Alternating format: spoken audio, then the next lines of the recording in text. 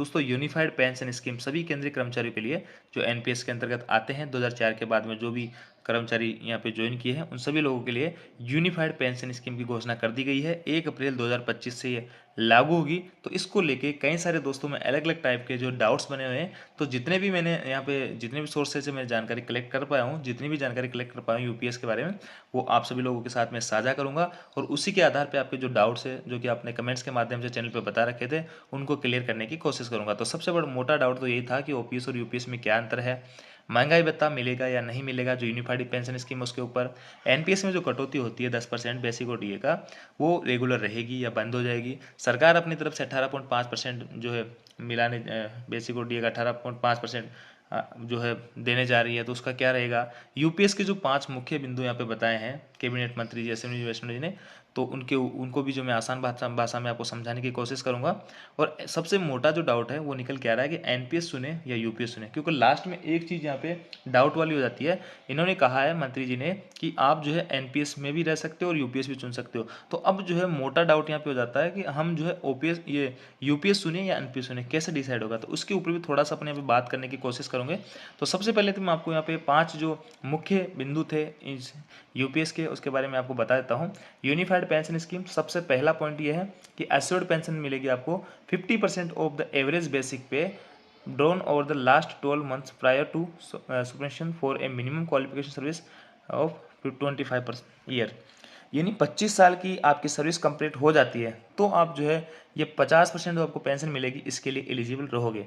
और आपके जो रिटायरमेंट से जस्ट 12 महीने पहले जो है उनका एवरेज जो है बेसिक पे का एवरेज निकाला जाएगा और उसका 50% जो है आपको पेंशन के रूप में दिया जाएगा। इसके लिए कंडीशन ये है कि आपकी 25 साल की सर्विस कंप्लीट होनी चाहिए। दूसरी बात आती है कि किसी की 25 साल की सर्विस कंप्लीट नहीं है, 25 साल से कम है और 10 साल से अधिक है, यानी 10 साल से लेकर 25 साल के बीच में अगर किसी की सर्विस है तो उसको आनुपातिक रूप से जो है पेंशन यहाँ पे दी जाएगी। यानी 50% पूरी नहीं मिलेगी, उसकी सर्विस के हिसाब से इस जो है अनुपातिक हिसाब से उसको थोड़ी कम यहाँ पे मिल जाएगी। जितने कम साल की उसकी सर्विस होगी उस हिसाब से उसको पेंशन भी यहाँ पे कम दी जाएगी। लेकिन यहाँ पे एक और अच्छी बात है कि यहाँ पे कई सारे भाई लोग ऐसे में होंगे जिनकी यहाँ पे 10 साल की भी सर्विस कंप्लीट नहीं होगी, यानी 10 साल से कम उनकी सर्विस होगी। तो ऐसे में उनको जो पेंशन यहाँ पे और कम बनेगी, है ना। पेंशन 50% देने की बात चल रही तो मान लो तो उसकी पेंशन कम बनेगी, लेकिन सरकार ने कहा है कि हम उसको कम से कम 10,000 रुपये देंगे और उसके ऊपर डीए महंगाई भत्ता भी देंगे। जैसा कि मंत्री जी ने बताया था कि वर्तमान के हिसाब से उसकी जो 15,000 यहाँ पे पेंशन मिल जाएगी, क्योंकि डीए और डीआर जो है अभी 50% पहुंच चुका है और 10,000 का 50% निकालेंगे तो 5,000, यानी यहाँ पे 15,000 रुपये उसको मिल जाएंगे वर्तमान के हिसाब से। तो ये चीज़ यहाँ पे क्लियर हो जाती है कब किसको क्या मिलने वाला है। सर्विस के हिसाब से मिलेगा, 25 साल कंप्लीट है तो आपको 50% मिलेगा, अन्यथा आपको आनुपातिक रूप से मिलेगा, और 10 साल से कम है तो आपको 10,000 रुपये प्रति महीने मिलेगा। दूसरा पॉइंट जो है यहाँ पे देखिए एश्योर्ड फैमिली पेंशन। मान लो आपका रिटायरमेंट हो जाता है और रिटायरमेंट के बाद में आपकी डेथ हो जाती है। ओपीएस के अंदर क्या होता था कि कर्मचारी की रिटायरमेंट के बाद डेथ होने के बाद में उसको जो पेंशन मिल रही थी उसका 50% जो है उसकी स्पाउस को मिलता था या उसके डिपेंडेंट को मिलता था। लेकिन इसके अंदर जो है 60% जो है पेंशन आपको जितना उस कर्मचारी, मान लो किसी कर्मचारी रिटायरमेंट बाद में 50,000 पेंशन मिल रही होती है, अब वो उसकी डेथ हो जाती है तो उसकी जो फैमिली है उसको स्पाउस या जो डिपेंडेंट है उनको 60% यानी कि 30,000 रुपये अब मिला करेंगे। तो ये तीनों पॉइंट आपके यहाँ पे क्लियर हो जाते हैं। चौथा पॉइंट है दोस्तों इन्फ्लेशन जो है इंडेक्शन। देखिए यहाँ पे एक जो है बहुत बड़ा डाउट ये बना होता है कि महंगाई भत्ता और महंगाई राहत। देखिए महंगाई भत्ता जो होता है वो सर्विंग जो एम्प्लॉय होते हैं उनको दिया जाता है और रिटायरमेंट के बाद में महंगाई राहत यहाँ पे दी जाती है डीआर।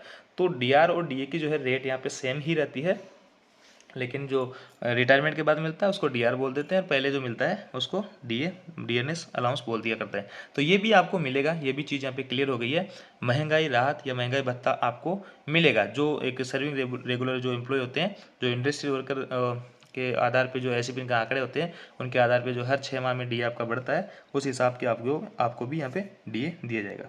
अब सबसे मोटी बात जो कंफ्यूजन वाली बात यहाँ पे एक निकल के आ रही है, 5 number point, lump sum payment at superannuation in addition to gratuity. यानी ग्रेजुटी तो आपको 25 लाख तक रुपए तक मिलती ही है, लेकिन इसके अलावा जो आप एक लमसम पेमेंट भी देने की बात की जा रही है। और ये लमसम पेमेंट जो है कैसे निकाला जाएगा, देखिए आपकी जो हर 6 महीने की नौकरी के ऊपर आपको 1/10 आपके महीने की जो सैलरी रहती है उसका 1/10 भाग आपको दिया जाएगा।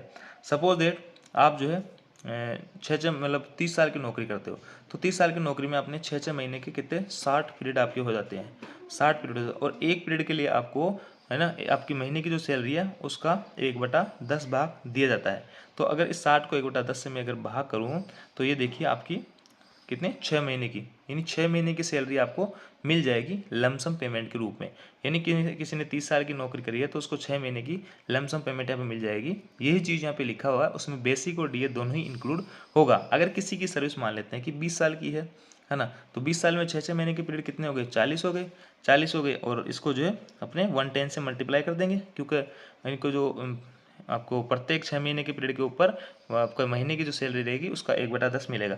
तो कितने महीने की सैलरी निकल के आ रही है, 4 महीने की। तो ये लमसम पेमेंट जो है ऐसे, ये 5 नंबर पॉइंट जो है ऐसे आपको समझ में आया होगा, और जितना मैं समझ पाया हूँ इसका मतलब यही यहाँ पे रहने वाला है। तो ये चीज़ आपकी क्लियर रहती है, 5 पॉइंट आपके कि महंगाई भत्ता, महंगाई राहत भी मिलने वाली है, और पेंशन किस हिसाब से मिलेगी, सर्विस के हिसाब, और आपका जो फैमिली डिपेंडेंट रहेंगे उनको 60% यहाँ पे मिलेगी। तो ये चीज़ मैंने आपको बताई दी है। रिटायरमेंट से जस्ट पहले के 12 महीने यहाँ पे उठाए जाएंगे। और बेसिक पेमेंट की बात हो रही है, देखो ग्रोस पेमेंट की बात नहीं हो रही है। ग्रोस पेमेंट की बात होती है तो उसमें सारा कुछ टीपीए, डीए वगैरह सारा कुछ इंक्लूड हो जाता है ग्रोस में। तो ये है अश्योर्ड फैमिली पेंशन, मैंने आपको बताया 60%, और 10 साल से ये 10,000 रुपये मिलेंगे, 10 साल से कम सर्विस होगी तो। और ये जो है 30 साल की सेवा होने पर 6 महीने की सैलरी भत्ते सहित मिलेगी। ये कैसे मिलेगी मैंने आपको बताया, लमसम अमाउंट। और अगर 30 महीने की 30 साल की आपकी सर्विस नहीं है, कम है, तो उस हिसाब से आपको यहाँ पे 6 महीने की जगह 4 या 3 महीने की भी आपको सैलरी मिलेगी। अब देखिए सबसे मोटी बात जो है, न्यू पेंशन स्कीम आपको जो है यूपीएस से अलग कैसी है। इस योजना में न्यू पेंशन स्कीम और ओल्ड पेंशन स्कीम की किस तरह अलग होने के सवाल पर टीवी सोमनाथन ने जिन्हें जवाब दिया है, यूपीएस पूरी तरह कंट्रीब्यूटरी फंडेड स्कीम है। यानी मतलब इसमें भी कर्मचारियों को एनपीएस की तरह 10% कंट्रीब्यूट करना पड़ेगा। ये चीज़ आपकी क्लियर आती है कि आपका जो 10% अभी कट रहा है वर्तमान में वो रेगुलर कटता रहेगा। और आगे लिखा है, जबकि ओल्ड पेंशन स्कीम अब अनफंडेड कंट्रीब्यूटरी स्कीम थी, यानी ओपीएस के अंदर कोई भी आपका पैसा नहीं कटता था, इसमें कर्मचारियों को किसी भी तरह का कंट्रीब्यूशन नहीं करना होता था। लेकिन एनपीएस की तरह हमने इसे बाजार के भरोसे न छोड़कर फिक्स पेंशन की एश्योरिटी दी है। यूपीएस में ओपीएस और एनपीएस दोनों के साथ लाभ शामिल है। न्यू पेंशन स्कीम में कर्मचारी को अपनी बेसिक सैलरी का 10% हिस्सा कंट्रीब्यूट करना होता है और सरकार 14% देती है। अब सरकार अपनी तरफ से कर्मचारी की बेसिक सैलरी का 18.5% कंट्रीब्यूट करेगी। कर्मचारी के 10% हिस्से में कोई बदलाव नहीं किया जाएगा ना, आपका जो है 10% का 10% रखा गया है जो एनपीएस में पहले कट रहा था, और सरकार अपनी तरफ से 14 की जगह 18.5 करना चाह रही है। तो इसके पीछे ये लॉजिक, ये तर्क दिया जा रहा है कि हम जो है इसको आगे भविष्य के ऊपर डिपेंड नहीं करेंगे, भविष्य को बाहर इसका नहीं बढ़ाएंगे, अभी हम इतना फंड लेके चलेंगे ताकि भविष्य में आपको जो है आपकी पेंशन, जो आपका फंड कलेक्ट हो आपके एनपीएस अकाउंट में, तो उस फंड से आपकी पेंशन वगैरह हम वहाँ पे दे सके। यानी भविष्य पे हम जो है निर्भर नहीं रहना चाहते, उस हिसाब से ये यहाँ पे इन्होंने कंट्रीब्यूशन जो था 14 से 18.5 करा दिया।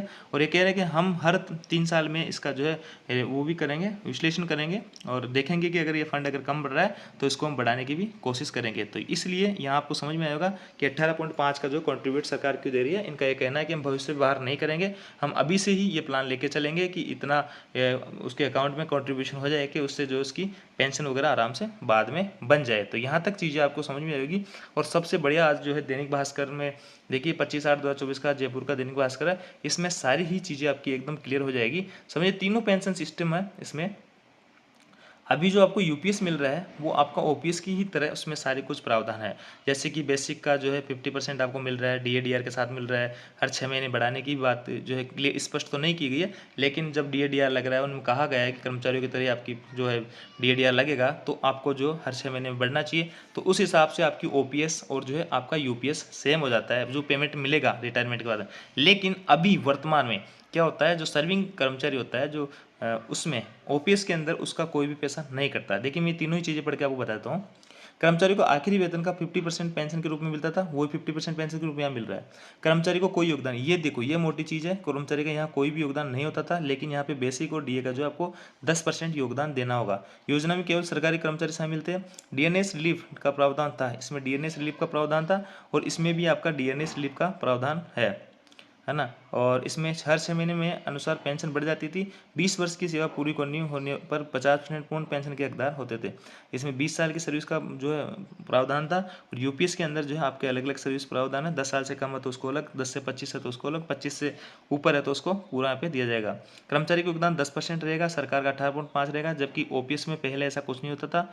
एनपीएस की तरह बाजार से जुड़ा निवेश नहीं है, यानी एनपीएस के अंदर क्या होता था, आपका जो पैसा भी कट रहा है, जैसे कि 14% सरकार दे रही है, 10% आपका जो कट रहा है, है, ये जितना पैसा कटेगा बाद में रिटायरमेंट तक, तो उसका 60% पैसा तो आपको एक मुश्त दे दिया जाता था और 40% पैसा आपका मार्केट में लगा दिया जाता था। तो वहाँ से जो रिटर्न आता था वो जो है आपकी पेंशन बनती थी एनपीएस के अंदर। तो वो एक निश्चित अमाउंट जो है नहीं होता था, मार्केट अप्स एंड डाउन चलते रहते हैं, तो उस हिसाब से यहाँ पे कर्मचारियों को एक फिक्स अमाउंट चाहिए था, तो उस हिसाब से यूपीएस यहाँ पे लागू की गई है। तो एनपीएस का आपको समझ में आएगा, आपका जो भी पैसा करता है 60% एक मुश्त देते, 40% को मार्केट में लगा देते हैं, और 40% जो पैसा है वो उसका कोई क्लियर नहीं है कि वो आपको मिलता है या नहीं मिलता कुछ भी, बाकी 40% का जो रिटर्न आता है वो आपको यहाँ पे मिलता है।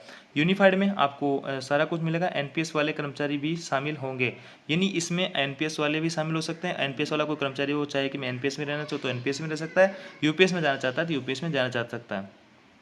तो यहाँ पे आपको चीज़ें क्लियर समझ में आएगी, ओपीएस और एनपीएस और यूपीएस में क्या अंतर है। बस इसमें जो आपका पैसा पहले नहीं कटता था और इसमें जो है आपका पैसा कट रहा है, पहले से ही सरकार अमाउंट लेके चल रही है कि रिटायरमेंट तक आपके पास में अकाउंट में इतना पैसा हो जाए कि आपकी जो पेंशन बने, तो उसमें सरकार को ज़्यादा भार यहाँ पे नहीं आए। और एनपीएस में आपको चीज़ें क्लियर है कि 60% आपको पैसा मिलता, बाकी का मार्केट में लगता, उससे पेंशन आपकी बन जाती। अब देखिए यहाँ पे एनपीएस की विरोध ओपीएस की बढ़ती मांग की यूनिफाइड पेंशन योजना 23 लाख कर्मचारियों को होगा पाता है। केंद्रीय कर्मचारियों की बेसिक सैलरी की आधी पेंशन की गारंटी 1 अप्रैल 2025 से लागू होगी, जैसा कि मैंने आपको बताया। ओपीएस की बढ़ती मांग और हरियाणा जम्मू कश्मीर में चुनाव प्रक्रिया के केंद्र सरकार ने कर्मचारियों को खुश करने के लिए बीच का रास्ता निकाला है। बिल्कुल बीच का रास्ता है। इसमें देखिए एनपीएस का जो है 10% पैसा आपका कट भी रहा है और ओपीएस की तरह आपको यहाँ पे पेंशन मिल भी रही है। दोनों ही चीज़ों का यहाँ पे मिक्सअप बनाया गया है। इसके तहत मूल वेतन में 50% राशि गारंटेड पेंशन के रूप में मिलेगी। इसके दायरे में 1 अप्रैल 2004 के बाद ज्वाइन करने वाले सभी 23 लाख कर्मचारी शामिल होंगे। और आगे लिखा है टीवी सोमनाथ की अध्यक्षता में बनाई गई है। इसमें कई सारे राज्यों वगैरह से जो है विचार विमर्श किया गया था और राज्य भी अगर लागू करना चाहे तो वो कर सकता है, ये चीज़ें लिखी है। ज्वाइंट कंसल्टिंग मशीनरी के सेक्रेटरी सी गोपाल मिश्रा की कहा कि यह कर्मचारियों के लिए गर्व का पल है। अब देखिए यहाँ पे न्यूनतम 10,000 रुपये पेंशन मिलेगी। एनपीएस चुनने वाले यूपीएस में आ सकेंगे, डीए नहीं डीआर मिलेगा। तो ये तो बात क्लियर है, डीए और डीआर एक ही बात होती है। बस जैसा कि मैंने आपको समझाया, अभी ये डीआर की जो है रेट 50% है। नई स्कीम, ये आपके सवाल है, देखिए उत्तर यहाँ पे शानदार तरीके से उत्तर दिए। नई स्कीम किस तरह फायदेमंद होगी। मूल वेतन का 50% राशि पेंशन के रूप में मिलेगी, सरकार ने इसकी गारंटी भी दी है। गणना का फॉर्मूला क्या है, जिस दिन रिटायर होंगे उससे पहले 12 महीने की आपकी बेसिक सैलरी का औसत निकाला जाएगा, उसकी 50% राशि पेंशन के रूप में दी जाएगी। 50% राशि किस शर्त पर मिलेगी, जब आपकी नौकरी 25 साल की हो जाएगी। मेरी नौकरी कम है, 10 साल की नौकरी से 10,000 रुपये मिलेंगे और 10 से 25 है तो आपको अनुपातिक रूप से मिलेगा। इसका बोझ कर्मचारी पड़ेगा, कर्मचारी को योगदान बिल्कुल पड़ेगा। 10% आपका जो कट रहा है वो बिल्कुल कटता रहेगा। और सरकार जो है 14 से अपना 18.5 यहाँ पे हिस्सा बढ़ाने जा रही है। सरकार हर 3 साल में इसकी समीक्षा भी करेगी कि इसको आगे कैसे बढ़ाया जा सकता है। फैमिली पेंशन 60% मैंने आपको बताया। योजना का फायदा किसे मिलेगा, जो लोग 2004 के बाद एनपीएस के तहत ज्वाइन हुए 31 मार्च 2025 तक रिटायर हो चुके होने वाले कर्मचारियों को लाभ मिलेगा। एरियर सरकार ब्याज साथ देगी, ब्याज पीपीएफ की बराबर दर से मिलेगा। ये देखिए यहाँ पे जो रिटायर हो चुके हैं कोई कई बार, क्योंकि कई साल हो गए, यहाँ पे 20-21 साल हो गए एनपीएस को लाए, इस दौरान कई सारे रिटायरमेंट भी हुए, तो उनको भी यहाँ पे फायदा देने की बात की जा रही है विद एरियर। आगे लिखा है एनपीएस वाले यूपीएस चुन सकते हैं। बिल्कुल एनपीएस वाले यूपीएस चुन सकते हैं। यूपीएस का कोई फायदा, महंगाई सूचकांक को भी शामिल किया गया है, जिस हिसाब से महंगाई बढ़ेगी महंगाई रात भी बढ़ती रहेगी। एक मुश्त लाभ क्या है, ग्रेजुएटी के अलावा रिटायरमेंट की तारीख पर मासिक प्रवृत्तियाँ, जैसे मैंने आपको बताया अभी जो लमसम अमाउंट थी वो किस हिसाब से मिलेगी, क्या राज्य सरकारें लागू करेगी, बिल्कुल वो अगर चाहे तो कर सकती है। तो ये सारी चीज़ें इसमें लिखी गई है, बहुत अच्छे से क्लियर की गई है। 25 साल की सेवा और 50,000 रुपये मूल वेतन पर एक गणना भी यहाँ पे करके बताई गई है। देखिए ओपीएस में आपको 50% यानी 25,000 रुपये आपका बेसिक हो गया, और इस पर डीए डीआर जितना बनेगा, और मूल वेतन का 30% यानी 15,500 रुपये डीए, ये फैमिली पेंशन हो गया आपकी। 30% निकाल लेंगे पेंशन का, है ना, और उसमें डीए डीआर जोड़ लेंगे, और न्यूनतम पेंशन क्या बनेगी आपकी 9,000 रुपये प्लस डीए। यूपीएस पेंशन ये आपके ओपीएस में लागू होता था, ओपीएस में ये चीज़ लागू होती थी। और इधर यूपीएस के अंदर जो अभी नई पेंशन सिस्टम लाई है, मूल वेतन का 50% यानी 25,000 रुपये हो गए, और डीआर जितना भी होगा वो हो गया। मूल वेतन का 60%, ये आपकी फैमिली पेंशन जो 60% देने की बात चल रही थी, और यहाँ पे जैसे 60% निकालने 30,000 आ गया, और इस पर डीआर मिलेगा। न्यूनतम पेंशन 10,000 रुपये प्लस डीआर मिलेगा, ये यूपीएस के अंदर था। और ये जो है अगर आप ओपीएस के अंदर होते तो इस हिसाब से आपकी सैलरी बन रही होती। तो सैलरी में देखिए पेंशन जो बन रही है आपकी मूल वेतन का 50%, तो वो भी आपका यूपीएस में भी मूल वेतन का 50% है 25,000, और इसमें आपको डीए मिल रहा था और इसमें डीआर मिल रहा है, एक ही बात है। तो सैलरी आपको पेंशन जो है सेम टू सेम मिल रही है। फैमिली पेंशन में मूल वेतन का 30% यानी 15,000 रुपये और डीए, यहाँ पे अब 30% फैमिली पेंशन को दिया जाता था ओपीएस के अंदर, और यहाँ पे यूपीएस के अंदर 60%, जैसा कि मैंने आपको भी बताया, तो वो आपको दिया जाएगा। तो फैमिली पेंशन यहाँ पे ज़्यादा मिलने वाली है। और इसमें न्यूनतम जो है 9,000 प्लस रुपये प्लस डीए था, इसमें 10,000 रुपये आपका प्लस डीआर रहेगा। आगे लिखा है यूपीएस में ग्रेजुएटी नुकसान 25 साल की नौकरी और 50,000 रुपये के मूल वेतन। पुरानी पेंशन स्कीम में ग्रेजुएटी 12,37,500 रुपये थी, जबकि यूनिफाइड पेंशन स्कीम में 9,37,500 रुपये बन रही थी। और आगे लिखा है, इन्होंने इसका रेफरेंस दिया है, यूपीएस बेहतर। पेंशन योजना का खाका तैयार करने वाले इस समिति के चेयरमैन पूर्व रहे कैबिनेट सेक्रेटरी टीवी शोभानाथ ने कहा कि एनपीएस की तुलना में यूपीएस 99% तक बेहतर से निश्चित पेंशन का विकल्प मिलेगा। तो यहाँ तक सारी चीज़ें आपकी क्लियर हो